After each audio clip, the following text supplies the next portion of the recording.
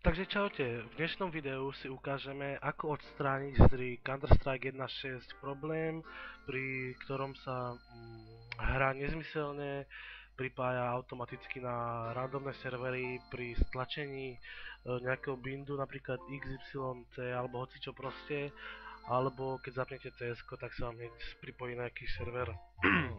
Takže prvý krok, odinštalovať 1.6, potom si spustiť toto, app data, percento.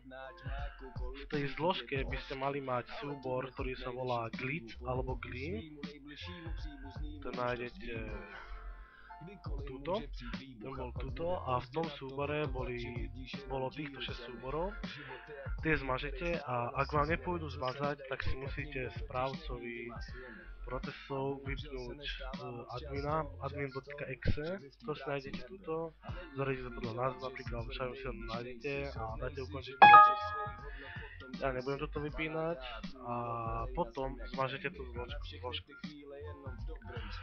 Stiahnete si CS-ko, napríklad csko.cz, toto mám aj ja, toto, nainštalujete si ho, zapnete. Ani život nemá refrén, je to jenom dlouhá cesta bez zastavení, nebem mi peklem. Ani život nemá refrén, je to jenom dlouhá cesta bez zastavení. Kdybych měl psát jen o tom, ako vidíte, server sa mi nepripája na žiadny iný. Ani po stlačení apply, nič. Takže dúfam, že som vám týmto videom pomohol. Ak nie, tak mi napíšte do komentáru, ja sa vám skúsim na to pozrieť cez Skype alebo nejako a uvidíme. Tak veľa šťastia.